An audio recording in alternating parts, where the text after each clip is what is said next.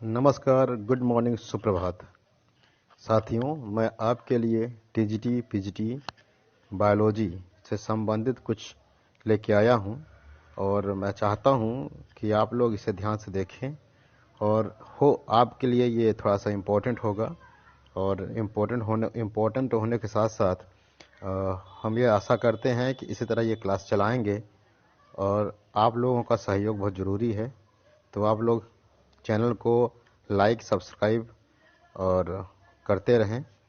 तो जैसे जैसे आप लाइक सब्सक्राइब और शेयर करेंगे हमारा हौसला बढ़ता रहेगा। तो हम लोग शुरू करते हैं। आज मेरी पहली क्लास है। तो इसमें देखिए संघ पोरी फेरा के बारे में हम लोग सब शुरुआत करेंगे कि संघ पोरी फेरा का मतलब क्या है। तो ये जो संघ पोरी फेरा होता है ये आपके एनिमल किंगडम से आता है। और एनिमल किंगडम में देखिए ये क्या होता है, बहुकोशिकीय जीव होता है, मतलब निम्न कोटि का है। और ये इसका जो साइज वो निम्न कोटि होता है, बहुकोशिकीय है। लैमार्क ने इसे क्या है, जूफाइटा कहा था। लैमार्क ने क्या कहा था, इसे जूफाइटा। जबकि रॉबर्ट ग्रांड ने 1825 में इसे पोरीफेरा नाम दिया था। तो अगर आपसे क्वेश्चन कभी एग्जाम में आ गया कि पोरीफेरा का नाम किस वैज्ञानिक ने दिया था, तो आंसर हो जाएगा रॉबर्ट ग्रांड ने। अच्छा, आपको बता दें कि पोरीफेरा में पोरस मतलब होता है छिद्र और फेरी मतलब धारण करना। ठीक है। अब इसी तरह देखिए यह पादपों की भांति स्थिर व शाखित होते हैं। शाखित मतलब हो गया ब्रांच्ड। जैसे पादप एक स्टेबल होते हैं उसी तरह ये भी पानी के अंदर स्टेबल होते हैं, एक ही जगह पे होते हैं और वहाँ जमीन से चिपके होते हैं। और साथ साथ क्या होगा, ये शाखित होते हैं, ब्रांच्ड होते हैं। इन्हें छिद्रों के कारण स्पंज भी कहा जाता है। छिद्रों का क्या कहते हैं, स्पंज कहते हैं। आइए देखते हैं इसके कुछ सामान्य लक्षण निम्नलिखित हैं। जो सामान्य लक्षण है जो ये बताते हैं कि कौन सा जीव इसमें पोरीफेरा है। अगर ये लक्षण अन्य जीवों में पाए जाएंगे तो वो भी पोरीफेरा कैटेगरी में आ जाएंगे। Phylum Porifera. पहला ये है कि ये प्राय सभी जलीय जीव हैं। प्राय क्या है, सभी जलीय जीव, मतलब ये सभी एक्वेटिक एनिमल्स हैं, जलीय जीव हैं जो समुद्र तथा जलाशयों में पाए जाते हैं। कहाँ कहाँ पाए जाएंगे, ये सी में पाए जाएंगे और जलाशयों में पाए जाएंगे। तथा उभयलिंगी होते हैं। उभयलिंगी मतलब हो गया यहाँ पे बाइसेक्सुअल। ठीक है, ये उभयलिंगी होते हैं। इनका शारीरिक संगठन कोशिका स्तर का होता है। अभी याद रखिएगा कि कोशिका स्तर का मतलब है कि ओनली सेलुलर ग्रेड होता है, जबकि अभी यहाँ इसमें टिश्यू का कोई भी संभावना नहीं होती है। सेलुलर मतलब कोशिकीय संगठन होता है का होता है। अतः इनमें ऊतक व अंग अनुपस्थित होते हैं। ऊतक भी नहीं होगा और अंग भी नहीं होगा, दोनों अनुपस्थित होंगे। और ऊतक जो है बनना शुरू होता कहाँ से, सिलेंट्रेटा से, और उसके बाद अंग का निर्माण होना शुरू होता है एनिलिडा से। आप इसमें देखिए इसका नेक्स्ट पॉइंट है, इसमें नाल तंत्र कैनाल सिस्टम पाया जाता है जो शरीर की सभी महत्वपूर्ण प्रक्रियाओं में सहायक होता है। कैनाल सिस्टम, इसके साथ साथ ध्यान रखिएगा, कैनाल सिस्टम पोरीफेरा के साथ साथ और किसमें पाया जाता है, तो वो होगा आपका इकानोडर्मेटा। ठीक है। लेकिन इसमें जो नाल तंत्र पाया जाता है, जो कैनाल सिस्टम होता है, वो शरीर की सभी महत्वपूर्ण क्रियाओं में सहायक होता है। और यह 3 प्रकार का होता है नाल सिस्टम, एस्कान टाइप, साइकान टाइप और ल्यूकान टाइप। इट मीन्स इसमें अगर आपको हम दिखाना चाहें तो आप एक बार ध्यान से फिर से देखिएगा। सपोज दैट ये हमारा क्या है, साइकॉन है। ठीक है, ऐसा कुछ साइकॉन होता है और ऊपर यहाँ पे क्या होता है, अपरकुलम होता है। तो ओनली एक छिद्र होता है अपरकुलम का, जिसमें से किनारे के जो पोर होते किनारे किनारे बॉडी के, ये पोर्स अंदर की ओर जाएंगे और अंदर की ओर जाकर इसी कैनाल सिस्टम से मिले होते हैं, जिसमें से जो फूड मटेरियल होता है वो फूड मटेरियल यहीं बीच में रुक जाता है और जो वाटर होता है वहाँ पर करंट के थ्रू अपरकुलम से बाहर निकाल दिया जाता है। ठीक है। नेक्स्ट पॉइंट इसका है कि इनका शरीर असममित देह गुहाहीन व द्विस्तरीय होता है। असममित मतलब इसमें कोई सिमेट्री नहीं होती, there no symmetry in their bodies and no body cavity are present and it's also diploblastic होता है। शरीर में उपस्थित दो स्तर, जो शरीर में 2 स्तर होते हैं जिसे हम डिप्लोब्लास्टिक कहते हैं। डिप्लोब्लास्टिक मतलब 2 लेयर में पहला होगा एक्सटर्नल लेयर और दूसरा क्या होगा, इंटरनल लेयर। ठीक है, पहला क्या है, एक्सटर्नल वाह त्वचीय स्तर, और दूसरा क्या है, आंतरिक जठरीय स्तर, इंटरनल गैस्ट्रोडर्मिस और एक्सटर्नल एपिडर्मिस होती है। वह त्वची स्तर पिनाकोसाइट कोशिकाओं तथा आंतरिक जठरीय स्तर कीप अथवा कॉलर कोशिकाओं का बना होता है। तो इसमें जो वाह्य स्तर होता है, जो वाह्य त्वची स्तर होता है, वाह्य त्वची स्तर का जो निर्माण होता है उसमें पिनाकोसाइट कोशिकाओं से होता है। पिनाकोसाइट का मतलब है यहाँ पे बहुत सारे पिन की जैसे संरचना, पिन संरचना के अनुसार बहुत छोटी छोटी कंटिकाएं पाई जाती हैं। कैलकेरियस होता है जिसमें जो कैल्शियम कार्बोनेट का बना होता है, अथवा कॉलर कोशिकाओं का बना होता है। कॉलर कोशिकाओं का कौन बना होता है? आंतरिक जठरीय स्तर। इन दोनों स्तरों के मध्य जेलीनुमा मेसेनकाइमा पाया जाता है। इसमें जो कैविटी पाई जाती है मेसेनकाइमा की, वो दोनों कहाँ पाई जाएगी? एक्सटर्नल और इंटरनल के बीच में। इन जंतुओं में पुनरुद्भवन रिजनरेशन की अपार क्षमता पाई जाती है। इट मीन्स अगर कोई भी, जैसे सपोज ये साइकॉन का हिस्सा है और साइकॉन के इसी एक पार्ट में कोई एक बड निकला हुआ है, तो कुछ दिनों में ये बड यहाँ से अलग हो जाएगा। अलग हो क्या करेगा? रिजनरेट कर लेगा फिर से अपनी बॉडी को। यदि इस साइकॉन को कई पार्ट में डिवाइड कर दें और कई पार्ट में डिवाइड करने के बाद अगर इसको बाहर कर दें तो जितने पार्ट इसके कटे हुए हैं वो फिर से क्या हो जाएंगे? जनरेट हो जाएंगे। ठीक है, वो पार्ट फिर से जनरेट हो जाएंगे। तो इसमें क्या है? रीजनरेशन की क्षमता क्या होती है? बहुत ज़्यादा पाई जाती है, जिसका कारण आर्कियोसाइट कोशिकाएं हैं। और रीजनरेशन क्यों होता है? आर्कियोसाइट सेल्स की वजह से। इसका अंतःकंकाल कैल्शियम कार्बोनेट सिलिका व स्पंजीन प्रोटीन के तंतुओं की कोशिकाओं का बना होता है। जो अंतःकंकाल होता है इंडोस्केलेटन, वो कैल्शियम कार्बोनेट का बना होता है। मैंने अभी बताया आपको कैलकेरियस होता है, जिसमें स्पाइंस जो होती हैं वो कैलकेरियस होती हैं। सिल्क व स्पाजीन प्रोटीन की ये बनी होती हैं। तंतुओं कोशिकाओं का बना होता है। स्पाजीन प्रोटीन के तंतुओं का बना होता है। इसमें पूरे शरीर पर छोटे छोटे छिद्र पाए जाते हैं जिन्हें हम चर्मरंध्र या ऑस्टिया कहते हैं। जो शरीर पर छिद्र पाए जा रहे हैं वो क्या है? ऑस्टिया है। तथा अग्रभाग के एक बड़े छिद्र को अपवाही रंध्र या ऑस्कुलम कहते हैं। और जब ऑस्टिया पूरे बॉडी पे होता है तो ऑस्टिया के अलावा जो एक सेंटर, सपोज दैट ये देखिए आप, ये यहाँ पे क्या होगा? अपर कुलम होगा और यहाँ किनारे किनारे पूरे बॉडी में जो होंगे ये क्या होंगे? ये सब ऑस्टिया होंगे। ऑस्टिया के थ्रू वाटर इंटर करता है कहाँ? बॉडी में, और उसका अपर कुलम के थ्रू निकल जाता है।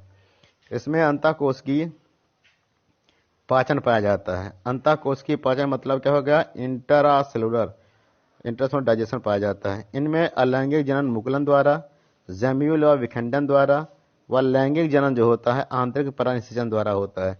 मुकुलन मतलब होता है बडिंग। मुकुलन मतलब क्या होता है? बडिंग। जैम्यूल या विखंडन द्वारा होता है। जैम्यूल फॉर्मेशन होता है। जैम्यूल एक छोटा सा कांटे, एक बॉल जैसी संरचना होती है जिसमें बहुत सारे कैलकेरियस कैल्शियम कार्बोनेट के स्पाइंस भरे होते हैं, और ये एक छोटा सा डॉट जैसा संरचना होती है। इसी से नए जीव का निर्माण होता है। लैंगिक जनन में आंतरिक परागनिषेचन द्वारा होता है। इनका परिवर्धन अप्रत्यक्ष, अर्थात इनका जो डेवलपमेंट होता है वो क्या होगा? इनडायरेक्ट वे में होता है, जिसमें लार्वा अवस्था उपस्थित होती है। उदाहरण क्या है आपका? साइकॉन है, यूप्लेक्टेला, ल्यूकोसिलिनिया, स्पॉन्जिला इत्यादि। जिसमें यूप्लेक्टेला को वीनस फ्लावर ऑफ बास्केट भी कहते हैं। यूप्लेक्टेला क्या कहते हैं? Venus flower of basket. Euplectella को वीनस फ्लावर ऑफ बास्केट कहते हैं। ठीक है, वीनस फ्लावर ऑफ बास्केट कहते हैं। उसके अलावा देखिए आप लोग इसमें, अब इसके बाद बात करते हैं हम लोग साइकॉन की। साइकॉन में क्या होता है? साइकॉन में जो भी आपको यहाँ पे मिल रहा है ना, ये जैसे पाद आधारित, इसमें जो कैनाल सिस्टम होगा वो हो जाएगा एस्कॉन टाइप का। किसके टाइप का? एस्कॉन टाइप का। जबकि अब इसका नेक्स्ट पोर्शन होता है यूप्लेक्टेला। यूप्लेक्टेला वाला हम जान लेते हैं कि इसकी देह चमकीली, डाईनुमा और कंकालनुमा बेलनाकार होती है। या गहरे समुद्र तल में एकाकी मतलब होता है सोलेटरी पाया जाता है। इसमें देह भी पतली होती है। ल्यूकॉन नल प्रणाली पाई जाती है तथा ढका हुआ ऑस्कुलम होता है। ऑस्कुलम क्या होता है? ढका हुआ होगा। जबकि जो नल प्रणाली होती है, कैनाल सिस्टम, वो क्या होगी? लुकान टाइप की होगी। इसकी देह गुहा में स्पंजिकोला नामक झींगे का जोड़ा रहता है। बॉडी कैविटी में कौन रहेगा? स्पंजिकोला नामक झींगे का जोड़ा रहता है, जिसके कारण यह सहजीविता में पारस्परिक लाभो स्थित अर्थात अन्योन्य शेषता का अच्छा उदाहरण है। और यहाँ लाभो स्थित मतलब ये क्या करता है? ये सहजीवी रहता है और सहजीवी में यह अपने लाभ की स्थिति में होता है। जापान में नवविवाहित जोड़े को यह उपहार के रूप में देते हैं। जापान में उपहार के रूप में स्पॉन्ज नहीं देते हैं, जापान में उपहार के रूप में देते हैं इनको यूप्लेक्टेला, जिससे हम लोग वीनस फ्लावर ऑफ ये वीनस फ्लावर ऑफ बास्केट कहलाता है। यह है आपका यूप्लेक्टेला। इसमें देखिए जो आस्कुलर सेव प्लेट होती है, यहाँ पे ये ढका हुआ है, कंटिकाओं का जाल बना होता है, ऑस्टिया पाई जाएगी, लंबी कंटिकाओं का कठोर जड़ें होती हैं आपके यूप्लेक्टेला में, इसी को वहाँ पे दिया जाता है। इसके जो अन्य एग्जाम्पल हैं इस संघ के पोरीफेरा के, वो क्या हैं? पोलेरियोन, नेपच्यून का प्याला, ल्यूकोसेलिनिया, स्पॉन्जिला, इससे हम लोग बात स्पॉन्जिला को बात स्पंज भी कहते हैं, और ये आपका है स्पॉन्जिला स्वच्छ जलीय स्पॉन्ज है। तो ये पोरीफेरा के जंतु हैं। ठीक है, अब इसके बाद हम लोग बात करेंगे पोरीफेरा के बाद थोड़ा सा संघ नाइजीरिया की। ठीक है, अब इसमें थोड़ा सा और देख लें पोरीफेरा में जो इम्पोर्टेंट है आपका नोट है वो कि पोरीफेरा के अध्ययन को पैराजूलॉजी कहते हैं। क्या कहते हैं? पैराजूलॉजी। आर्कियोसाइट कोशिका पूर्णक्षम टोटिपोटेंट कोशिका होती है, अर्थात एक ही कोशिका से संपूर्ण जीव का निर्माण हो सकता है। किसमें? आर्कियोसाइट सेल्स जो होती हैं उसमें। स्पंज कैलाइना को जलपरी के दस्ताने भी कहते हैं। कैलाइना स्पंज को क्या कहते हैं? जलपरी के दस्ताने कहते हैं। इसका नेक्स्ट फाइलम आता है, फाइलम है नाइजीरिया या सिलेंट्रेटा। सिलेंट्रेटा में मोस्ट इंपॉर्टेंट, इसका जो मोस्ट कॉमन कैरेक्टर और मोस्ट इंपॉर्टेंट कैरेक्टर है वो है सिलेंट्रान का पाया जाना। ठीक है, दंश कोशिकाओं का पाया जाना। अब नाइड मीन्स होता है दंश कोशिका, उसी के आधार पर इनका नाम पड़ा। नाइड मीन्स हो गया दंश कोशिका, और सील में हो खोखला, और इंट्रा में आंत हो गया। इसका पुराना नाम सिलेंट्रेटा है। नाइजीरिया नाम इसका दंश कोशिकाओं की उपस्थिति करना पड़ा। अरस्तु ने इसे नीडी कहा था। अरस्तु ने क्या कहा था? नीडी कहा था। ल्यूकार्ड ने स्पंजों को सम्मिलित करके सिलेंट्रेटा संघ बनाया था। ठीक है, ल्यूकार्ड ने क्या बनाया था? सिलेंट्रेटा संघ बनाया था। जबकि हैशचक 1888 ने निडेरिया संघ का पोरीफेरा व टिनोफोरा से पृथक किया। इन्होंने निडेरिया संघ को, जो आपका सिलेंट्रेटा, उसको किससे? पोरीफेरा से और टोनीफोर से, दोनों से अलग किया था। इसके सामान्य लक्षण जो है वो निम्नलिखित हैं। आइए देखते हैं कि सामान्य लक्षण इसके क्या क्या हैं। इसमें देखिए